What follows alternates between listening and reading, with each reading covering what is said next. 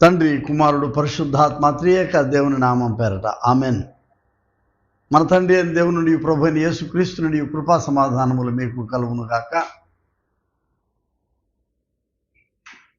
ప్రియ విశ్వాసులారా, స్నేహితులారా, మనము క్రీస్తు శ్రమల మండల కాలములో ప్రవేశించిన తరి ఈ మొదటి విశ్రాంతి దినము కరుణా సహిత జీవితము కొరకైన పిలుపు అనే అంశం మీద కలిసి ధ్యానం చేయడానికి మిమ్మల్ని ఆహ్వానిస్తున్నాను.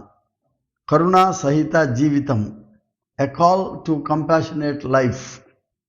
తత్సంబంధంగా అపోస్తులుడైన పౌలు ఎఫెసీయులకు రాసిన పత్రిక 4వ అధ్యాయము 30వ వచనం నుండి మీ కొరకు నేను చదివి వినిపిస్తాను. దేవుని పరిశుద్ధాత్మను దుఃఖపరచకుడి, విమోచన దినం వరకు ఆయన యందు మీరు ముద్రింపబడి ఉన్నారు.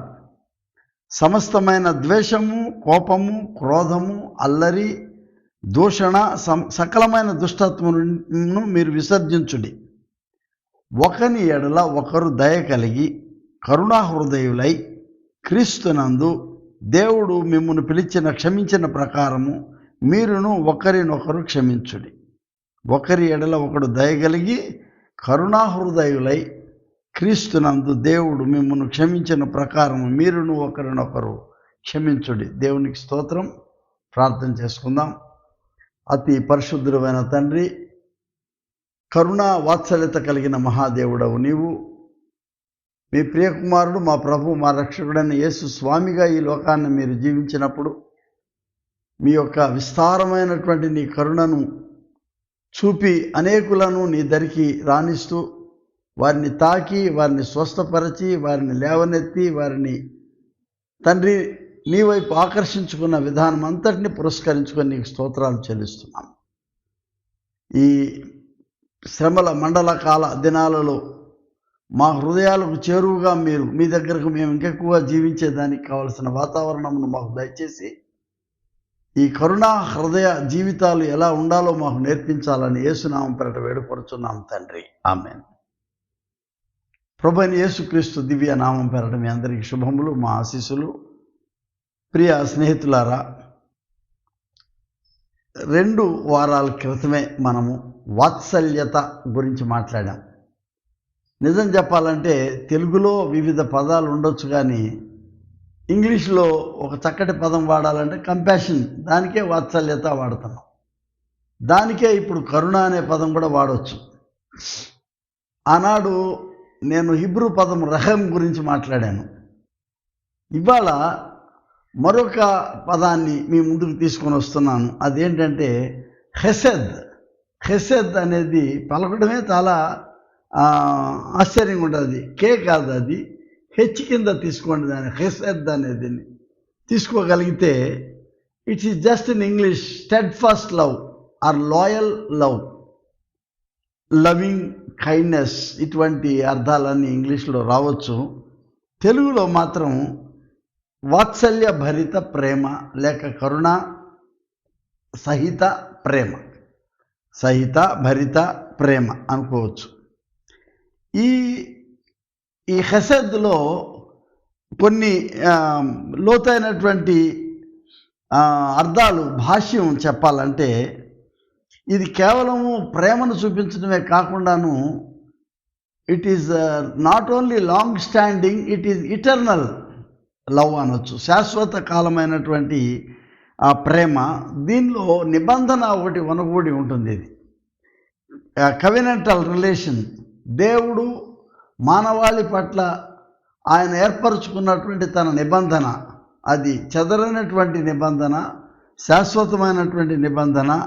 మరి దేవుడికి మానవునికి ఉండినటువంటి ఈ శాశ్వత కాల బంధం ని కూడా మనం ఈ కరుణాభరితమైనటువంటి ప్రేమ కింద మనం దాన్ని అర్థం చేసుకోవాలని, అందుకే ఇంగ్లీష్లో కూడాను ఇవే పదాలు వస్తాయి. మర్సిఫుల్ అని, గ్రేషియస్ అని, అబౌండింగ్ ఇన్ లవ్ అని, తదితర పదాలన్నీ వస్తాయి. కానీ అనుభవిస్తే ఇది హెసెద్ అనుభవం మాత్రమే మనకు కనబడతా ఉంటుంది.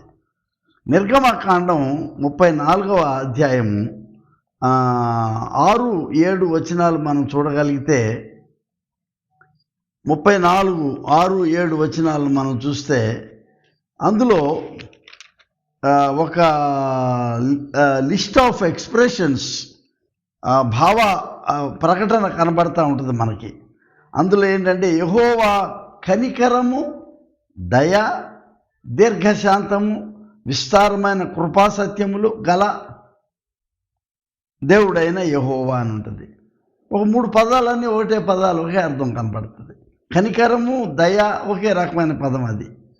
ఇక్కడ విడిగా కనబడింది ఏంటంటే విస్తారమైన కృప, అంటే generosity of God's love, extravaganza of God's love కింద తీసుకోవచ్చు దీన్ని. విస్తారమైన కృప సత్యములు గల దేవుడైన యెహోవా. ఇంకో మాట ఏంటంటే ఆయన వేల మందికి ఆయన కృప చూపును అనే పదం ఉంది. ఆయన కృప ఎంత విస్తారమైనటువంటిది, అబౌండింగ్ ఇన్ లవ్ అనేది ఒక మహాసముద్రం వంటి ఆయన యొక్క కృప కనబడుతుంది మనకి. మనం వేరే దేశాలు వెళ్ళినప్పుడు కొన్ని పదాలు మనం అర్థం చేసుకునే పదాలు అక్కడ ఉండేవి.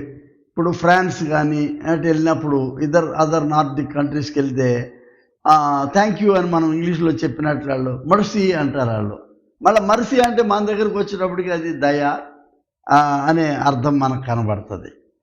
బట్ వీటన్నిటికీ రూట్ వర్డ్ మాత్రం హెసెద్ అనే పదం అని చెప్పాను నేను. యెషయా 54 అధ్యాయం 10వ వచనంలో 54:10లో కూడాను ఆయన యాక్చువల్లీ దాని ముందు నుంచే 7వ వచనంలో ఆయన ఏమంటాడంటే గొప్ప వాత్సల్యముతో నిన్ను సమకూర్చెదను అంటాడు.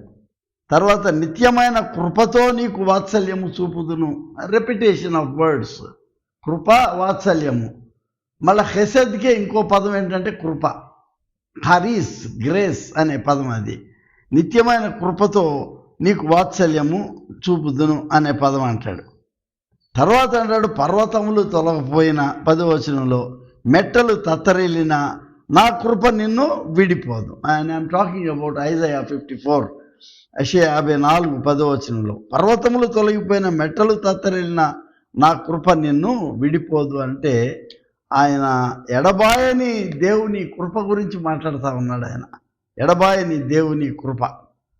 నిజానికి ఇవాళ ఇవ్వబడినటువంటి పాఠాల్లో తనాఖ్ కనబడే ఈ పాత నిబంధనలో రూతు గ్రంథం చూస్తామనుకోండి. మనం రూతు గ్రంథంలో ఏంటంటే రూతు గారికి ఉన్న అదే నయోమికి ఉన్న 2 కోడళ్ళలో రూతు, వర్ఫా అనేటటువంటి ఆ 2 కోడళ్ళ గురించి మనం చూస్తున్నాం. వర్ఫా అనే ఆమె రూతు గారి నయోమి గారి 2 కొడుకులు చనిపోగానే ఆ 2 కోడళ్ళని ఆమె బరువుగా అనుకుందో ఏమో మరి, లేక వాళ్ళకి చిన్నోళ్లే కదా వాళ్ళ ఫ్రీడమ్ వాళ్ళ లైఫ్ అనుకుందో మరి, వెళ్ళిపోండి మీ దేశాలకు వెళ్ళిపోండి మీ స్వస్థలాలకు అని చెప్తుంది అత్తగారు. కానీ ఈ వర్ఫా అయితే నెమ్మదిగా గౌరవించి వెళ్ళిపోయింది. రూతు మాత్రం అలా కుదరదని చెప్పింది. ఆమె ఏం చెప్తుందంటే నయోమి దగ్గరికి వచ్చి నా వెంబడి రావద్దని చెప్పినప్పుడు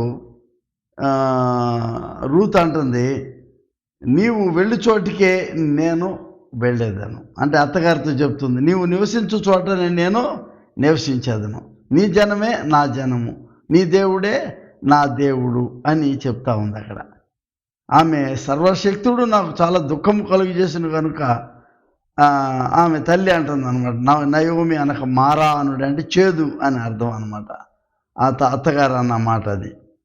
ఇక్కడ రూతు అనే ఆమె కోడలు అత్తగారితో ఉండడానికి బెత్లెహేం వైపు రావడానికి వాళ్ళకు ఒక emotional attachment with her mother in law.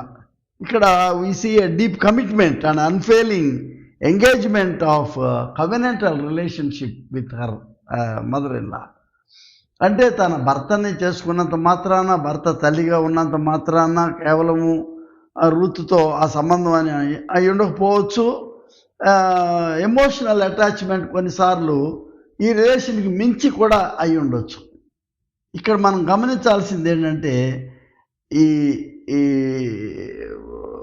అంటే అఖండమైన లేక విడదీయరానటువంటి ఆ రూతు యొక్క అనుబంధం ఆ దేశం పట్ల, భర్త కుటుంబాన్ని పట్ల వాళ్ళ అత్త పట్ల ఉండినటువంటి అనుబంధం గురించి మనం చూస్తున్నాం.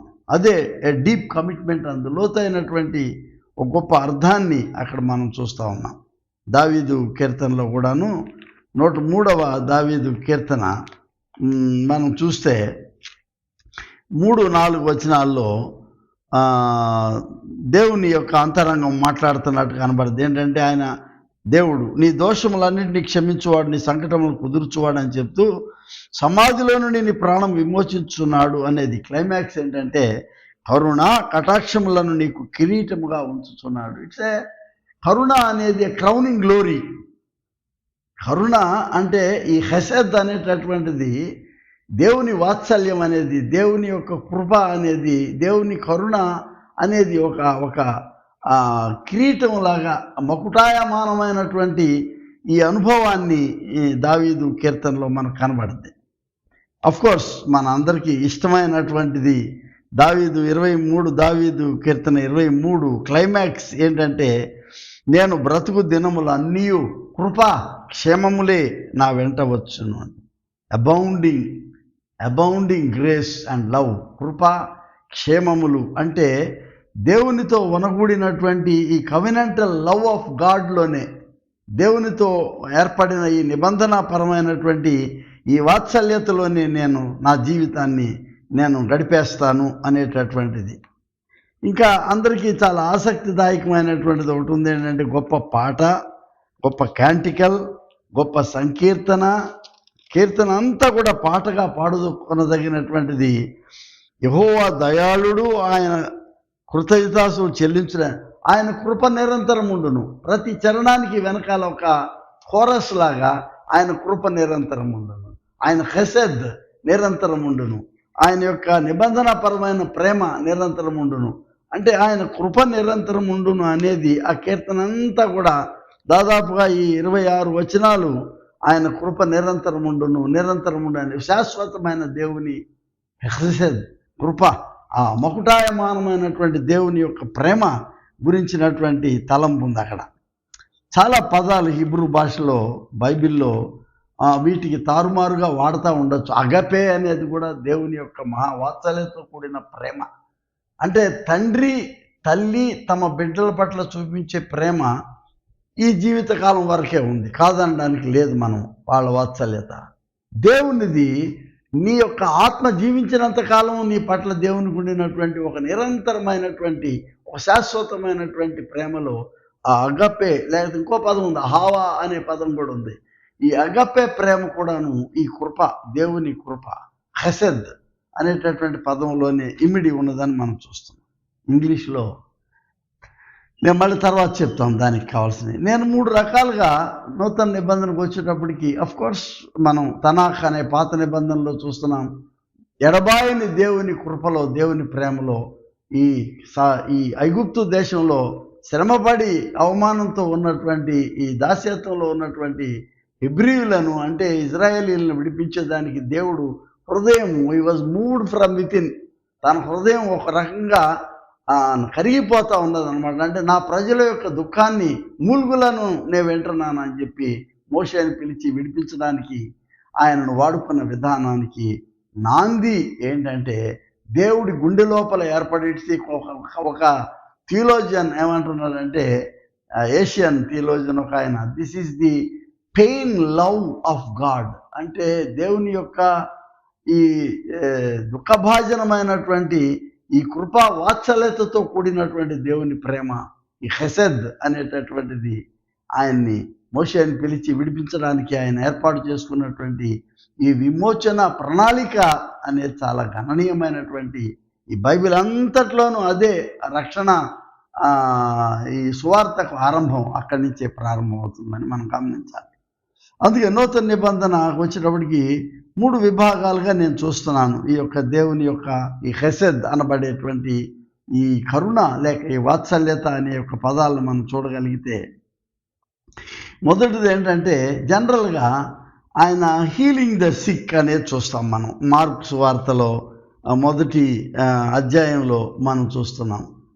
40 వచనం నుంచి ఆయన ఎవరో కుష్ఠువాడు అతను ఆయన దగ్గరికి రావడం, ప్రభు దగ్గరికి వచ్చి అతను మోకాళ్ళుని అడుగుతున్నాడు, ప్రభు నీకు ఇష్టమైతే నన్ను శుద్ధినిగా చేయమని.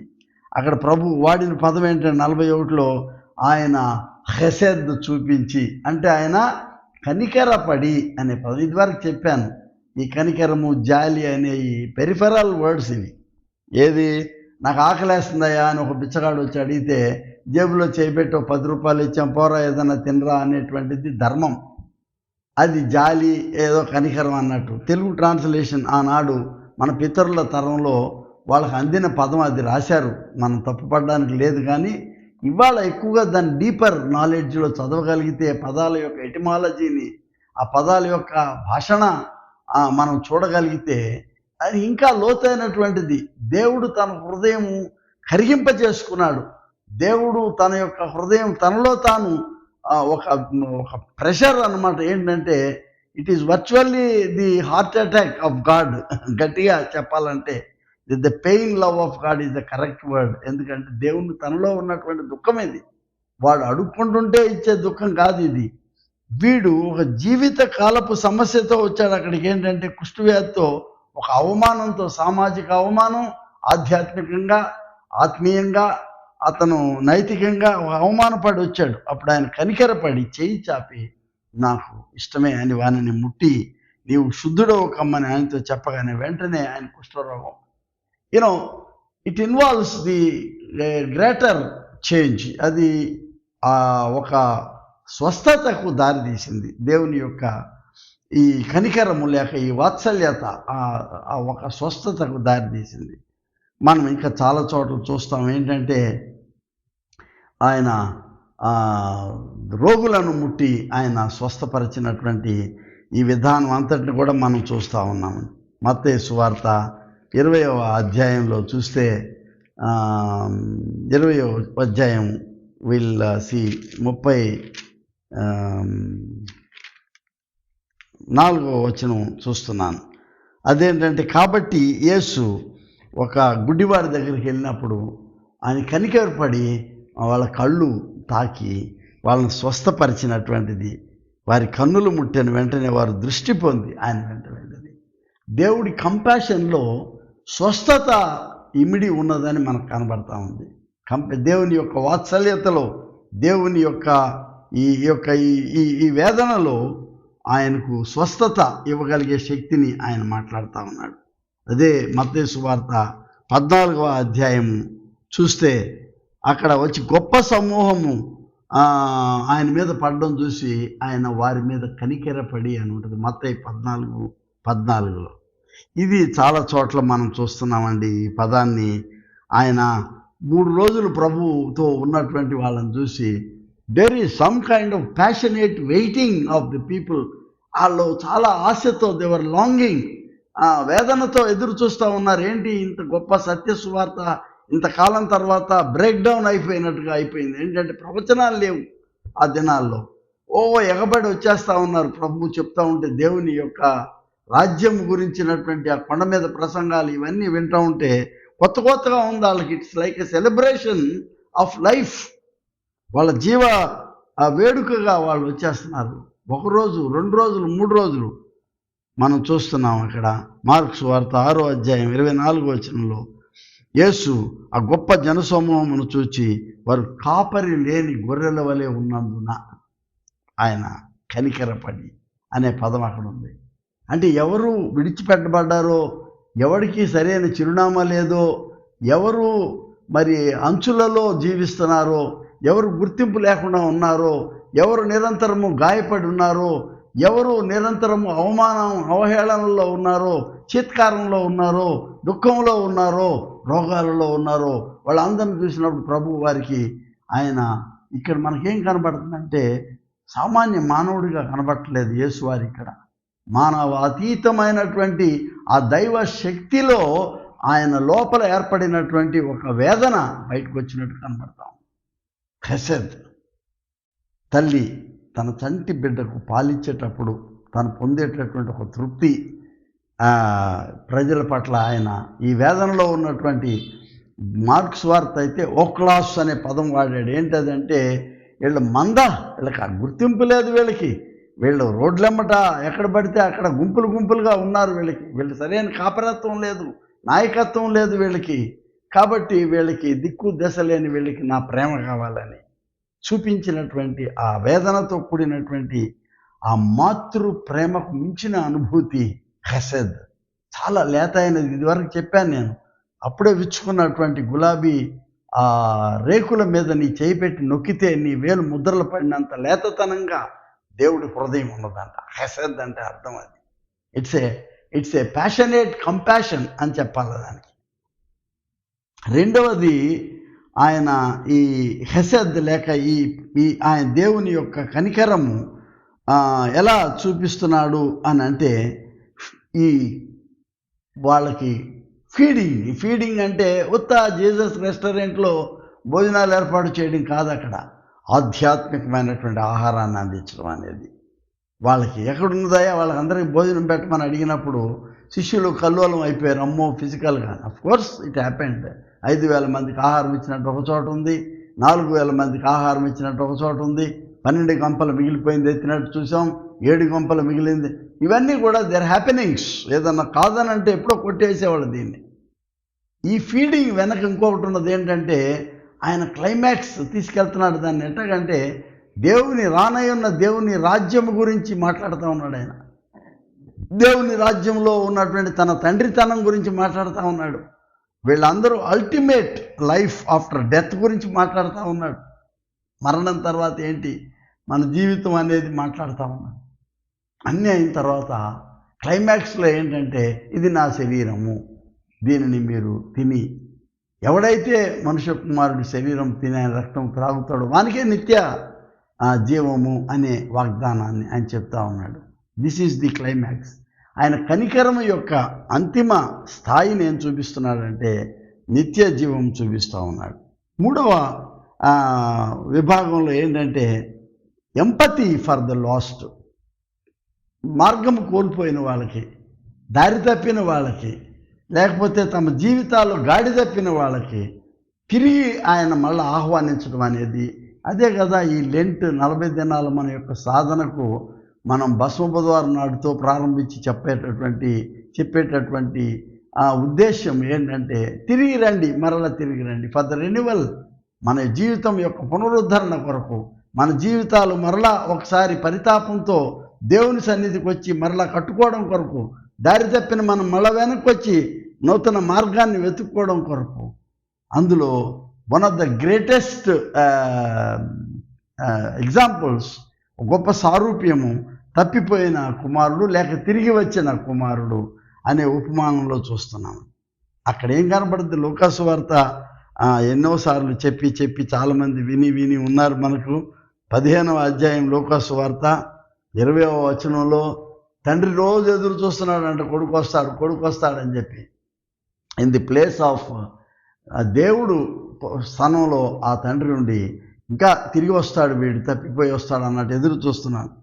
20వ వచనం చదువుతాను. వాడు ఇంకా దూరంగా ఉన్నప్పుడు తండ్రి వానిని చూచి కనికరపడి, హెసెద్ గ్రీకులో స్ప్లాంగ్ఫ్నే అనే పదం ఉంది. అంటే గుండె లోపల ఉన్నటువంటి పేగులు, కాలేయము అన్నీ కూడా కలయి తిప్పి బయటికి లాగేస్తున్నట్టు వేదనాభరితమైన. ఇక్కడ ఏమంటే మన టైటిల్ ఏంటంటే కరుణా సహిత జీవితం అన్నారు. కరుణా సహిత జీవితం కొరకు పిలుపని. ఇక్కడ వేదనాభరితమైన అనే అర్థం కూడా ఇక్కడ సూచిస్తుంది. ఈ హెసెద్ అనేది స్ప్లాంగ్ఫ్నే అనే గ్రీక్ పదంలో ఈ కరుణ, ఈ వాత్సల్యత, దేవుని యొక్క వేదనతో కూడినటువంటి ఏ బౌండింగ్ లవ్, అంటే ఈ వేదనతో కూడినటువంటి ఆయన ప్రేమ ఎంతవరకు ఉందంటే కనికరపడి పరుగెత్తి వాని మెడ మీద పడి ముద్దు పెట్టుకొని, అది చాలా చాలా ప్యాషనేట్ రిలేషన్, ఒక భావోద్రేకంతోనూ కూడినటువంటి ఒక కన్నీటి పర్యం అయినటువంటి ఒక గొప్ప అనుభూతిని ఇక్కడ చూస్తున్నాం. ఇదేంటంటే ఇంగ్లీష్లో 2 పదాలు ఉన్నాయి, ఎంపతి, సింపతి అనే పదాలు ఉన్నాయి. ఈ సింపతి అంటే ఏంటంటే I feel for the loss, వాళ్ళ కొరకు నేను అయ్యో అని చింతిస్తున్నాను నేను, అంతే. ఇన్వాల్వ్మెంట్ లేదు, కానీ దూరం నుంచి అరే పాపం అని. కానీ ఎంపతి అనేది అంటే ఫీలింగ్ విత్ ప్యాషన్ ప్యాషన్ అంటే శ్రమ, కమ్ అంటే టుగెదర్. ఒకరితో పాటు నేను కూడా వాళ్ళతో పాటు వెళ్ళిపోయి ఇన్వాల్వ్ అయిపోతున్నాను, ఎంగేజ్ అయిపోతున్నాను ఆ శ్రమలో, వాళ్ళ దుఃఖంలో. దుఃఖపడే వాళ్ళతో దుఃఖపడమని అంటున్నాడు ఆయన దేవుడు. కాబట్టి అందులో కూడాను నేను వారితో ఏకమైపోవడం అనేది ఎంపతి. దేవుడు ఈ ఎంపథాటిక్ రిలేషన్లో ఆయన దిగివచ్చి దేవుడు మనుష్య కుమారు. చాలామంది ఫూలిష్ క్వశ్చన్ అడుగుతారు ఏంటంటే, అంతమంది దేవుళ్ళు ఉన్నారండి మాకు, ఎవడు కూడా ఎట్లా వచ్చేది, రక్షించమంటే ఒక్కొక్క తరానికి వచ్చి రక్షించి వెళ్ళిపోతున్నారు, వాళ్ళు గొప్ప బలం కలిగిన వాళ్ళు కాబట్టి. ఇదేంటి ఓడిపోవడం ఏంటి సిలువ మీద, ఆయన ప్రాణం అర్పించడం ఏంటి, సర్వలోకం కొరకు ప్రాణం అర్పించడం ఏంటి, ఈయన అర్పించకపోతే రక్షణ రాదా? రాదు. అక్కడే ఉంది crux, the real crux of salvation. అక్కడ ఎక్కడుందంటే, సర్వమానవాళికి మీకేం పర్వాలేదు, మీరు జాగ్రత్తగా ఉండండి, మీరు తిరిగి రండి నా దగ్గరికి, అంతే, అందరి కొరకు నేను నా ప్రాణాన్ని అర్పిస్తున్నాను అంటాడు. ఏది నశించిపోవడానికి ఇష్టం లేదనే దాంట్లో ఈ ఎంపథాటిక్ ఈ రిలేషన్లో దేవుడు దిగి వచ్చిన దేవుడు మానవాళి పట్ల ఆయన కనికరపడి దేవుడు తన యొక్క కనికరాన్ని ఆయన చూపిస్తున్నట్లు ఉన్నది అక్కడ. అదే కదా ఆయన ఎఫెసీ పత్రికలో చెప్పింది 4వ అధ్యాయం 32వ వచనంలో, ఒకని ఎడల ఒకడు దయగలిగి. ఒకని ఎడల ఒకడు, చాలాసార్లు మనం ఒకని ఎడల ఒకడు దూరంగా ఉండి, అరే అయిపోయిందిరా వీడి పని అని, అరే ఆడు ఫెయిల్ అయ్యాడురా, అరే ఆడికి ఉద్యోగం రాలేదురా, అరే కుమార్తె పెళ్ళి అవ్వలేదురా, ఎన్నో స్టోరీస్ మన చుట్టూ ఉన్నాయి. హేళన, వాడు తాగుబోతు అయిపోయాడురా, వీడు డ్రగ్స్ తాగి వాడు పనికి రాకుండా అయిపోయాడురా, వాడు ఉద్యోగం తీసేశారురా, వాళ్ళు అప్పుల పాలైపోయారు. మనం దూరం నుంచి వాళ్ళని చూసి హేళనతో మన జీవితంలో గమనిస్తున్నామేమో, కానీ అలా కాదు. పౌలు భక్తుడు కూడా ఏమంటున్నాడు, ఒకని ఎడల ఒకడు దయ కలిగి.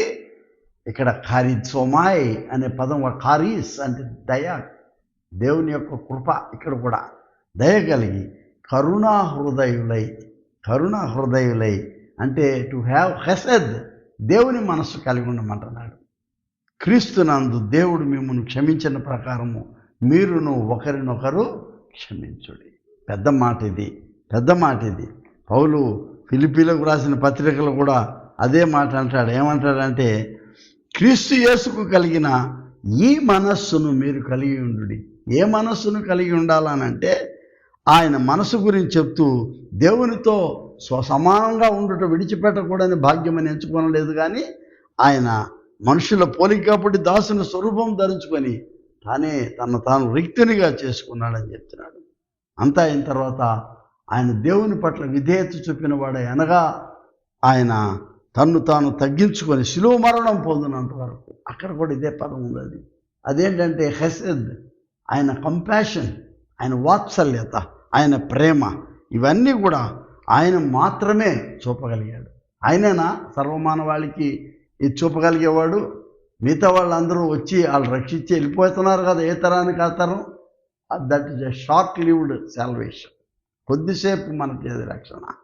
ఇది నీ ఆత్మ జీవించినంతకాలం ఉండేటటువంటి శాశ్వత కాలపు పరిష్కారం. ఇది ఆత్మ పరిష్కారం, ఆత్మీయ పరిష్కారం. అది దయ కలిగి, ఒకని ఎడల ఒకడు దయ కలిగి కరుణాహృదయులే మీరు క్రీస్తునందు దేవుడు మిమ్మల్ని క్షమించిన ప్రకారము ఒకరినొకరు మీరు క్షమించుకోమంటున్నాడు. ప్రియ స్నేహితులారా, ఈ తప్పిపోయిన కుమారుడితో పాటు ఇంకొక ఉపమానం చెప్పాడు ఆయన. అదేంటంటే సమరయుడు, మంచి సమరయుడి కథలో కూడాను లేవీయుడు వచ్చాడు, ఇంకొక ఆయన వచ్చాడు, వాడు వెళ్ళిపోతున్నారు. కానీ ఒక సమరయుడు అంటే వాడు ఎప్పుడు గాయపడినవాడే, ఓ క్లాసులో ఒక భాగం అనమాట. ఎప్పుడు విసిరివేయబడినట్టు ఆ యూదుల చేత దూరంగా విసర్జించబడిన వాళ్ళు వీళ్ళు సమరయులు, చిత్కరించబడిన వాళ్ళు. వాడికి తెలుసు గాయం ఏంటో, వాడికి తెలుసు పక్కకు తోసివేయబడ్డం ఏంటో. వాడు వచ్చి ఆగి ఆ గాయపడిన వాడికి ఆయన నూనె రాసి కట్టుకట్టి వాడిని గాడిద మీద ఎక్కించుకొని పట్టణం వరకు తీసుకెళ్ళి పూటకోళ్ళ వాళ్ళ దగ్గర ఇంట్లో పెట్టి, మళ్ళా నేను వస్తాను ఏదైనా అవసరమైతే అని చెప్పడం అనేది చాలా మహోన్నతమైనటువంటి ఈ యొక్క హెసెద్, జాలితో కరుణతో నిండినటువంటి దేవుని యొక్క హృదయాన్ని మనం చూస్తున్నాం. ఇతరులను మనం ఎక్కిరించడం మానేయాలి, ఇతరులను హేళన చేయడం మానేయాలి, ఇతరులను చులకనగా చూడడం మానేయాలి, ఇతరులు నాకంటే తక్కువ వాళ్ళనే చిత్కార భావాన్ని తీసివేయాలి. ఎప్పుడో ఒకసారి మనం ఒకవేళ అందులో పడిపోతామేమో, జాగ్రత్తగా ఉండాలి. ఏ ఒక్కళ్ళు కూడా తృప్తి పడడానికి వీలు లేదు. ఎవరికి ఎప్పుడు అవసరం ఉంటుందో తెలియదు మనకి. ఇతరులను చూసి మనం హేళన కంటే లేదా సింపథాటిక్ అభిప్రాయం కంటే ఎంపథాటిక్ అంటే మనం కూడా పోయి ఈ కంపాషన్, సఫరింగ్ టుగెదర్, శ్రమలో మనం కూడా భాగాన్ని పంచుకొని, ఆ పోలికనే కదా చూడమండి, ఇది క్రీస్తు యేసుకు కలిగిన ఈ మనస్సును మీరు కలిగి ఉండు అని పౌలు చెప్పినట్టు ఫిలిప్పీ పత్రికలో. ఆ కంపాషనేట్, ఎంపథాటిక్ ఆ రిలేషన్ని మనం కలిగి ఉండాలి. ప్రియ స్నేహితులారా, ఈ లెంటన్ పీరియడ్, ఈ శ్రమల కాలం అంతట్లోనూ ఒక నూతన పాఠాన్ని మనం సాధన చేయడానికి ప్రయత్నం చేయాలి. ఏంటంటే, మన కంటికి కనబడినటువంటి ఏదైనా సరే వాళ్ళని చిత్కరించడం కాకుండా, వాళ్ళని మనం తక్కువగా చూడడం కాకుండా, వీలైతే అక్కడికి పోయి ఒక స్పర్శ ద్వారా, ఒక మాట ద్వారా, లేక మనం ఇంటికి వచ్చిన తర్వాత మనం చేసే విజ్ఞాపన ప్రార్థన ద్వారా let us join them, let us engage along with them. Empathetic అన్నాను నేను. హెసెద్, ఈ హృదయం లోపల ఒక సత్యమైనటువంటి, నిజమైనటువంటి ఆ కరుణను మనం చూపించగలిగే మనస్సును సాధన చేద్దాం ఈ లెంట్ కాలం అంతట్లోనూ. మరి ఈ ఆలోచనలతో మనం ఈ 40 దినాలు ముందుకు సాగిపోయేటటువంటి పెద్ద మనసు దేవుడు మనకు అనుగ్రహించాలని కోరుతూ మమ్మల్ని ప్రార్థన చేయడానికి పిలుస్తున్నాను. ప్రియ పరలోకపు తండ్రి, కరుణా సహిత లేక కరుణాభరిత జీవితాన్ని మీరు మహాదేవుడిగా ఉండి కూడాను మానవాళి పట్ల నీవు ఆనాడు ఇశ్రాయేలు పట్ల చూపినటువంటి ఆ మహత్తరమైనటువంటి కరుణ, ప్రేమ, వాత్సల్యత తిరిగి భూమిపైన మనుష్య కుమారుడిగా శ్రీ యేసు రూపాన వచ్చి సకల మానవాళి పట్ల నీవు చూపినటువంటి ఈ కరుణ, ఈ హసద్ అనేటటువంటి ఈ అనుబంధం, ఒక తల్లి తన చంటి బిడ్డను దగ్గరకు లాక్కొని పాలిచ్చేటటువంటి ఆ మాతృమూర్తి యొక్క వేదనాభరితమైన ఆ వాత్సల్యత, అనురాగంతో కూడినటువంటి ప్రేమ చూపిన విధానాన్ని మేము జ్ఞాపకం చేసుకుంటున్నాం. మేమంత ఎత్తు జీవించలేకపోవచ్చు, కానీ ఈ మండల దినాలలో అలా జీవించేదానికి కావలసిన మనస్సులు మాకు దయచేయండి. నిన్ను అనుకరించాలనేటటువంటి ఆ తపన మాలో పుట్టించండి. నీ అడుగులలో అడుగు వేసి అంత శక్తి లేకపోయినా కనీసం ప్రయత్నం చేయగలిగి, నాయన, ఈ కొద్ది దినాలు మేము ఈ సాధనలో మా జీవితానికి ఈ కరుణా వాత్సల్యతను అంతరించుకోగలిగేటటువంటి ఆ జీవితాలు మాకు ప్రసాదించుమని యేసునామం పేరట వేడుకొనుచున్నాం పరమ తండ్రి. ఆమెన్. మన ప్రభువైన యేసుక్రీస్తు కృపా తండ్రి అయిన దేవుని ప్రేమ, పరిశుద్ధాత్మ యొక్క నిత్య సహవాసము, సమాధానము మీకు సదా తోడైండును కాక. ఆమెన్.